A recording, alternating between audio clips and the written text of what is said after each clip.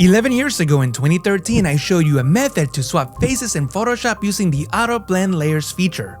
It's a great automatic technique and I still see people teaching it today. But can we get better results using manual adjustments in the new generative AI? Let's find out. These are the two images we're going to work with. The first step is to make a selection out of the face you want to place onto another head. There's a lot of ways of doing that in Photoshop. One way is to simply use the lasso tool and freehand a selection around the face. And actually I'm doing a whole lot more than the face. Always get more than you need. That way you have some flexibility in case things don't go right. So I'm going to copy this by pressing Ctrl C, and I'm going to go into the other tab and press Ctrl V to paste. Obviously this is a much larger image and that's good. Before I do anything, I'm going to rename the layer and I'm just going to call this layer face. That way we know what we are working with. Then I'm going to right click on this layer and convert it into a smart object, which will allow me to scale it up and down as much as I want without losing any resolution. To scale, you can press Ctrl T, then use the transformation handles to make it smaller. Depending on your settings, you might have to hold the Shift key to keep the scale constrained. Place the face next to the new head, then bring the opacity down to about 50% or so to see the background below. Then place the face over the new head. Now we're going to use the reference point to align these faces. By the way, if you don't see the reference point, click on this checkbox from the options bar to enable it. Then drag it to any place you want to use as a reference. So I'm going to use the chin as a reference and I'm going to hold Alt and scale up. That way I scale from that reference point. Depending on your settings, you might also have to hold the Shift key. Just make sure the eyes, mouth, and all major facial features line up as best as you can. The head tilt is slightly different on these images, so I'll do my best to match them as best as possible. It will not be perfect, but that's okay. Sometimes you have to right click on the layer and choose warp. This will help you distort the face to match it to the head below. In this case, it's not necessary to make any further adjustments, but in your projects, you might need to spend a little more time on this step. When you're done, you can just hit enter on the keyboard to commit the changes and then change the opacity back up to 100%. Then hold Alt and click on the layer mask icon to create an inverted mask. This black mask makes everything invisible. Now we can bring back anything we want by painting with the brush tool. All you need to do is select the brush tool and make sure that white is your foreground color. And under the brush settings, make sure you have a hardness set to 0 so you're painting with a soft brush, and increase the size. I like to use keyboard shortcuts. The keyboard shortcuts for adjusting the brush size are the bracket keys, which are found to the right of the letter P in North American keyboards. And to increase or decrease the hardness, you can hold the Shift key and the bracket keys. Tapping on the left bracket key decreases the hardness, and tapping on the right bracket key increases the hardness, as you can see from the preview here in the options bar. So I'm going to paint with white to reveal the original image. The Auto Blend Layers technique I shared with you back in 2013 was great at color matching, but not so good at matching the facial features that give a person their identity. For example, these people have different shaped chins, so I want to keep the original and bring it in to maintain realism in this composite.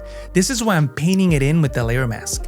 And if you come across problems like here where the neck is different sizes, no worries, leave it as is. We'll blend it in later with the generative fill. And before I paint the rest of the head, I'm going to do a little bit of color matching. We're going to do it manually so that we can have total control. The previous technique didn't give you total control. It was good, but if it missed, then you were stuck. So I'm going to show you how to do it manually. And to do it manually, I'm going to go into the adjustment layer icon and choose the curves adjustment layer. Then you can click on this icon or press Ctrl Alt G, which is what I prefer, to create a clipping mask. That means that this adjustment layer will only control the layer directly below it. This is what this arrow represents. Also, you don't have to do this. I like to do it as a habit of mine. I'm going to delete the layer mask because we don't need it, and I don't like to have layer masks if they're not controlling anything. I'm going to expand the panel just a bit so I can see the properties here. And what I'm going to do now is adjust the colors so that these match. The first step is actually not to match colors, to match the brightness of the image. And I know it might be a little difficult to see. One way of seeing brightness is to remove the color so it doesn't become distracting. I'm going to create a Hue and Saturation Adjustment layer and just desaturate the image. You'll notice now that our new face is a bit brighter than the original. So what we can do is darken it up a bit. So you can click and drag on the curves adjustment layer on this line to make something darker by dragging down, or making something brighter by dragging up. You can think of it sort of like a dimmer switch at home. The light will get brighter or darker if you drag up or down.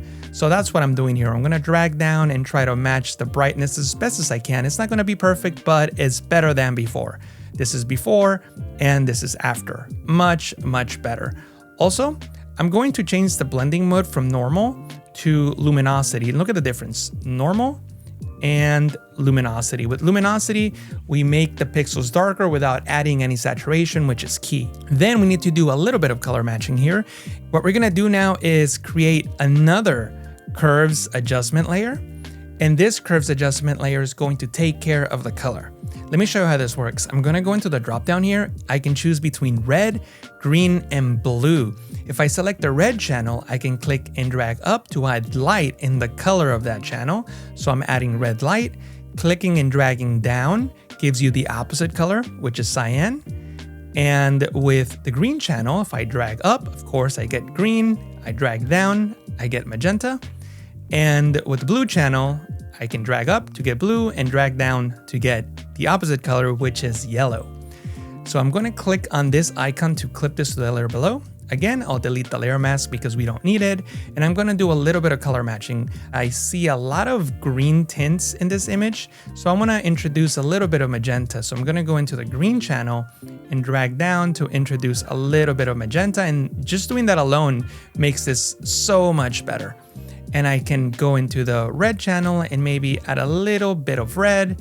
And in the blue channel, I might reduce the blue and add a little bit of yellow. And just by doing that, I made a huge difference in the color. Everything is editable. I can continue editing if I want. For example, I can go back into this layer and maybe brighten the layer a little bit. It was just a bit too dark. And that's the advantage of working with adjustment layers. You have total control and flexibility. By the way, like and subscribe if you're enjoying this tutorial. Now I can go back into the layer mask here. With my brush tool active, I'm still going to paint with white to continue revealing these pixels. And I'm gonna reveal the pixels here that show his hairline because I think that will make everything much more realistic. And notice that we have some issues here on the neck that we're going to fix, and we're gonna fix the hair in a moment.